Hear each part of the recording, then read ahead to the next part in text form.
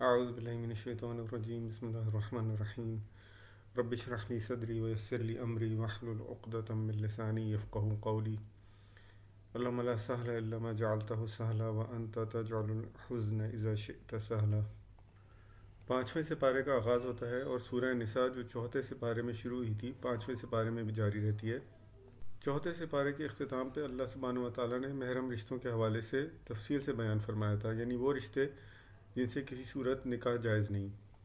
پانچویں سپارے میں اسی بات کا تسلسل جاری رہتا ہے اور اس میں اللہ سبحانہ و تعالیٰ ان تمام رشتوں کا ذکر فرماتے ہیں جن سے نکاح جائز ہے۔ اس سے آگے اللہ سبحانہ و تعالیٰ مہر کے احکامات جاری فرماتے ہیں اور ان لوگوں کے احکامات جاری فرماتے ہیں جو کسی وجہ سے نکاح کی قدرت نہ رکھتے ہوں۔ ایسے لوگوں کو چاہیے کہ یا تو وہ صبر کریں یا پھر معروف طریقے سے مومنہ لونڈیوں سے نکاح کریں اور ان کا مہر ادا کریں۔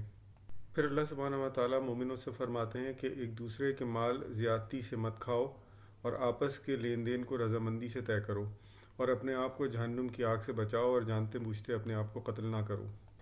اگر تم ان بڑے بڑے گناہوں سے اپنے آپ کو بچا لو گے جن سے منع کیا جا رہا ہے تو اللہ سبحانہ و تعالیٰ تمہاری چھوٹی برائیوں کو تمہارے حساب سے ساقط کر دیں گے اور تم کو عزت کی جگہ داخل کر دیں گے۔ اور جو کچھ اللہ سبحانہ و تعالیٰ نے تم میں سے دوسروں کو عطا کیا ہے اس کو دیکھ کر اس کو حاصل کرنے کی تمنا نہ کرو بلکہ اللہ سے اس کا فضل مانگو۔ پھر اللہ سبحانہ و تعالیٰ مرد کو عورتوں کے اوپر قوام ٹھہراتے ہیں اور یہ اس لیے کہ وہ اپنے مال میں سے ان کے اوپر خرچ کرتے ہیں۔ پھر جو نیک عورتیں ہیں وہ اطاعت گزار اور فرما بردار ہوتی ہیں اور مردوں کے پیچھے ان کی جان مال اور عزت کی حفاظت کرتی ہیں۔ اور جن عورتوں کے بارے میں مردوں کو سرکشی کا اندیشہ ہو ان کے بارے میں اللہ سبحانہ و تعالیٰ تین احکامات جاری فرماتے ہیں۔ پہلے تو یہ کہ انہیں سمجھایا جائے، دوسرا یہ کہ اس کے باوجود اگر نہ سمجھیں تو ان سے اپنے بستروں کو علیحدہ کر لیا جائے، اور تیسرے یہ کہ اگر پھر بھی نہ سمجھیں تو بقدر سرکشی مارا جا سکتا ہے۔ پھر اگر شوہر اور بیوی کے درمیان کسی بات پہ کوئی اختلاف ہو جائے تو چاہیے کہ دونوں خاندانوں میں سے ایک ایک حکم جو کہ مرد ہو مقرر کر دیے جائیں جو ان کی اصلاح کی کوشش کریں۔ پھر اللہ سبحانہ و تعالیٰ اللہ کی بندگی کرنے کا اور ماں باپ، رشتہ داروں، یتیموں، مسکینوں اور پڑوسیوں کے حقوق ادا کرنے کا تذکرہ فرماتے ہیں، یہاں تک کہ مسافروں اور لونڈیوں تک کے حقوق ادا کرنے کا حکم دیتے ہیں۔ پھر اللہ سبحانہ و تعالیٰ مال کو میانہ روی سے خرچ کرنے کا حکم فرماتے ہیں اور فرماتے ہیں کہ کنجوس لوگوں کو اللہ تعالیٰ پسند نہیں کرتا۔ انہیں کیا ہو گیا کہ جو اللہ نے انہیں مال دیا ہے اس میں سے نہ تو خود خرچ کرتے ہیں اور نہ دوسروں کو اس کی ترغیب دیتے ہیں۔ اسی کے ساتھ ہی اللہ سبحانہ و تعالیٰ فرماتے ہیں کہ لوگوں کو دکھانے کے لیے بھی مال کو خرچ نہ کیا جائے، ایسے لوگوں کو بھی اللہ تعالیٰ پسند نہیں فرماتے۔ پھر اس وقت تم کیا کرو گے جب اللہ تعالیٰ ہر امت میں سے ایک گواہ کھڑا کریں گے اور تمہارے اوپر محمد رسول اللہ صلی اللہ علیہ وآلہ وسلم کو گواہ بنائیں گے۔ اس وقت تم کیا کرو گے جب محمد رسول اللہ صلی اللہ علیہ وآلہ وسلم کی بات تم نے نہ مانی ہوگی؟ تم کس جگہ کھڑے ہوگے؟ اور لوگوں، جب تم نشے کی حالت میں ہو تو نماز کے قریب مت جاؤ، نماز اس وقت پڑھو جب تم جانتے ہو کہ تم کیا کہہ رہے ہو۔ اسی طرح حالت جنابت میں بھی نماز کے قریب نہ جاؤ یہاں تک کہ تم اپنے آپ کو پاک کر لو۔ اس کے بعد اللہ سبحانہ و تعالیٰ بیماری، سفر یا ناپاکی کی حالت میں اگر پانی میسر نہ ہو تو تیمم کی ہدایت فرماتے ہیں۔ اس کے بعد اللہ سبحانہ و تعالیٰ یہودیوں کی اس بری عادت کا تذکرہ فرماتے ہیں جس میں وہ لفظ کے مطلب کو بدل دیا کرتے تھے، جیسے کہ جب حکم ہوا کہ کہا کرو سمعنا و اطعنا تو وہ کہا کرتے تھے سمعنا و عصینا، یعنی ہم نے مانا اور ہم نے نافرمانی کی۔ پھر اللہ سبحانہ و تعالیٰ اہل کتاب سے مخاطب ہو کے فرماتے ہیں کہ اس کتاب یعنی قرآن پر ایمان لے آؤ اس سے پہلے کہ ان کے چہرے اس طرح بگاڑ دیے جائیں جیسے اصحاب سبت کے بگاڑے گئے تھے، یعنی بندر اور خنزیر کے بنا دیے جائیں اور لعنت زدہ ہو کے رہ جائیں۔ بس اللہ تعالیٰ شرک کو معاف نہیں کرتا، اس کے علاوہ جس کو چاہے گا معاف فرما دے گا۔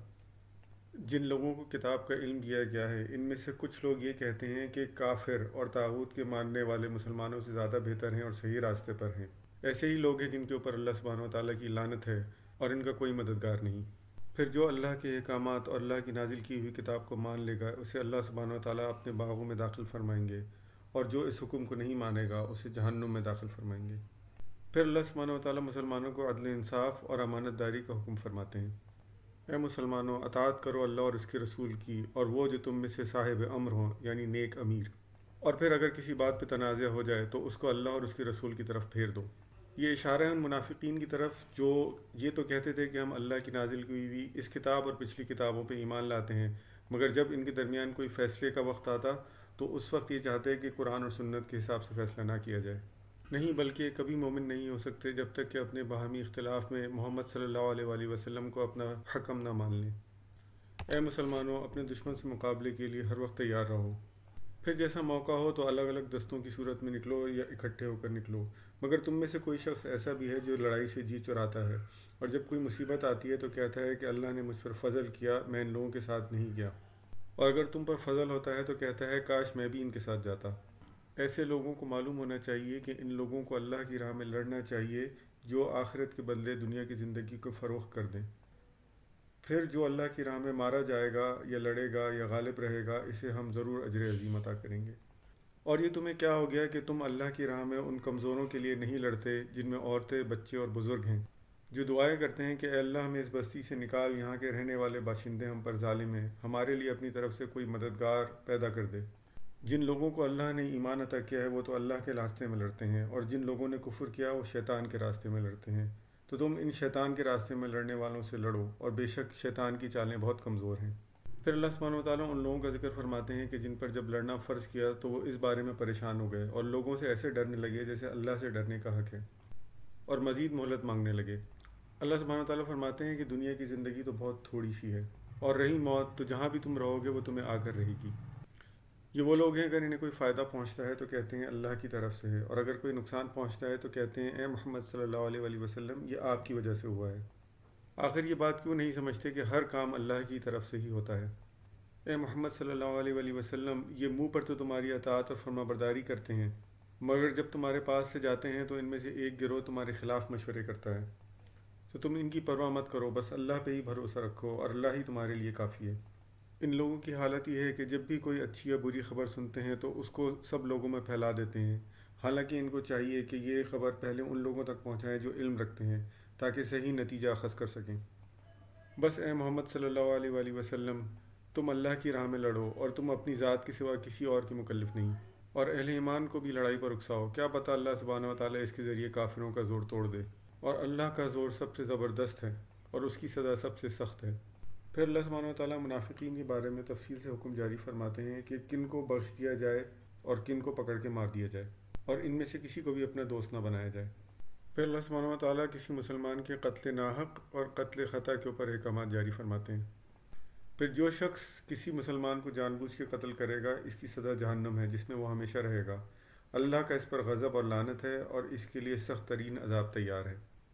پھر اللہ کی رحمت جوش میں آتی ہے اور کہتے ہیں کہ اے مسلمانوں، جب تم اللہ کے راستے میں لڑنے کے لیے نکلو تو دوست اور دشمن میں تمیز کر لو، اور جو تمہاری طرف سلام کرے تو اسے فوراً نہ کہہ دو کہ تو مسلمان نہیں۔ اگر تم دنیا کا فائدہ چاہتے ہو تو اللہ کے پاس تمہارے لیے بہت سے اموال غنیمت ہیں، آخر تم بھی تو پہلے اسی حالت میں تھے، اور پھر اللہ نے تم پر احسان کیا اور تم مسلمان ہو گئے۔ اللہ کے ہاں بغیر کسی معذور کے گھر میں بیٹھے رہنے والوں اور اپنی جان اور مال سے لڑنے والوں کے درجات برابر نہیں۔ جو اپنی جان اور مال سے اللہ کے راستے میں لڑتا ہے، اس کا درجہ بے شک اللہ کے ہاں بلند ہے۔ اللہ نے ہر ایک کے لیے بھلائی کا معاوضہ مقرر فرمایا ہے، تو اس کے ہاں اللہ کی راہ میں لڑنے والوں کا معاوضہ بیٹھے رہنے والوں سے بہت زیادہ ہے۔ ان کے لیے اللہ کی طرف سے بڑے درجے ہیں، اور مغفرت ہے اور رحمت ہے، اور اللہ بڑا معاف کرنے والا اور رحم فرمانے والا ہے۔ پھر اللہ سبحانہ وتعالیٰ ان لوگوں کا ذکر فرماتا ہے جو اسلام قبول کرنے کے بعد بھی اپنی کافر قوم کے درمیان مقیم تھے، اور نیم مسلمانہ اور نیم کافرانہ زندگی بسر کر رہے تھے، حالانکہ ایک دائرہ اسلام مہیا ہو چکا تھا، ایک امت وجود میں آ چکی تھی، اور دائرہ اسلام کی طرف سے ان کو یہ دعوت بھی دی جا چکی تھی کہ اپنا ایمان بچانے کے لیے وہ ہجرت کریں، مگر پھر بھی وہ ہجرت نہیں کرتے تھے۔ ان کی روحیں جب فرشتوں نے قبض کی تو ان سے پوچھا تم کس حال میں تھے، تو انہوں نے کہا کہ ہم زمین میں کمزور تھے، تو فرشتوں نے کہا کہ کیا اللہ کی زمین واسع نہ تھی کہ تم اس میں ہجرت کرتے؟ ایسے لوگوں کا ٹھکانہ جہنم ہے، اور وہ برا ٹھکانہ ہے۔ ہاں جو مرد اور عورتیں کسی عذر کی وجہ سے حقیقتاً نہ نکل سکے، ان کے لیے اللہ کے پاس مغفرت ہے، تو جو کوئی بھی اللہ کے راستے میں ہجرت کرے گا وہ حقیقتاً زمین میں بڑی وسعت پائے گا، اور اگر پھر اس راستے میں اسے موت آ گئی تو اللہ کی طرف سے اجر عظیم پائے گا۔ پھر اللہ سبحانہ وتعالیٰ قصر نماز کا حکم فرماتے ہیں اور حالت جنگ میں نماز کا طریقہ بتاتے ہیں۔ پھر اللہ تعالیٰ فرماتے ہیں کہ لوگوں نے اللہ سبحانہ وتعالیٰ کو چھوڑ کر شرک کیا اور معبود بنا لیے، دیویوں اور بتوں کی پوجا کی، شیطان کی پوجا کی، اور شیطان کے بہکاووں میں آ گئے، حالانکہ اس نے واضح طور پر یہ کہا تھا کہ میں نے ہر طرف سے بہکاؤں گا اور تیری حکم عبدالی پر مجبور کروں گا۔ وہ ان سے طرح طرح کے وعدے کرتا ہے جو کہ جھوٹے ہوتے ہیں، اور ایسے لوگوں کا ٹھکانہ جہنم ہے۔ ہاں جو لوگ ایمان لائے اور نیک عمل کیے، ایسے لوگوں کو اللہ تعالیٰ اپنی جنتوں میں داخل فرمائیں گے، اور اللہ کا وعدہ سچا ہے اور پورا ہو کر رہے گا۔ پھر اللہ سبحانہ و تعالیٰ فتویٰ جاری فرماتے ہیں یتیم عورتوں کے بارے میں اور ان بچوں کے بارے میں جو کمزور ہیں کہ ان کے نکاح کرو اور ان کے حق ادا کرو اور ان کے ساتھ انصاف کرو اور بھلائی کرو۔ پھر اللہ سبحانہ و تعالیٰ عورتوں کے حقوق کے بارے میں تفصیل سے ذکر فرماتے ہیں۔ پھر اللہ سبحانہ و تعالیٰ انصاف کا حکم فرماتے ہیں اور فرماتے ہیں کہ انصاف کو تھامے رکھو، چاہے وہ تمہارے اپنے خلاف ہی کیوں نہ جاتا ہو، چاہے وہ تمہارے رشتہ داروں کے خلاف ہی کیوں نہ جاتا ہو، چاہے کسی مالدار یا کسی غریب کے خلاف ہی کیوں نہ جاتا ہو، ہر صورت میں انصاف کو تھامے رکھو۔ پھر اللہ سبحانہ و تعالیٰ منافقین کا تفصیل سے ذکر فرماتے ہیں، ان کی نشانیاں بیان فرماتے ہیں اور فرماتے ہیں کہ یہ وہ لوگ ہیں جنہوں نے اہل ایمان کو چھوڑ کر کفر کا ساتھ دیا۔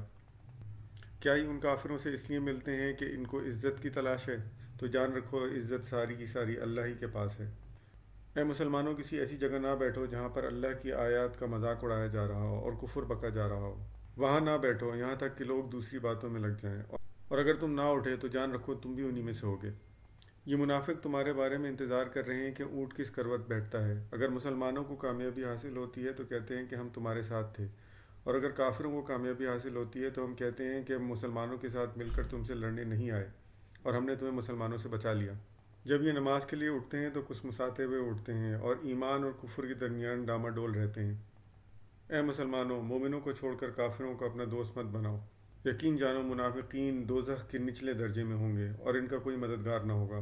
البتہ جو ان میں سے تائب ہو جائیں اور اپنے آپ کو سدھار لیں اور اللہ کا دامن تھام لیں اور اپنے آپ کو اللہ کے دین کے لیے خالص کر لیں، اللہ ایسے لوگوں کو ضرور اجر عظیم عطا فرمائے گا۔ اور 5واں سپارہ یہیں پہ ختم ہوتا ہے۔ صدق اللہ العظیم۔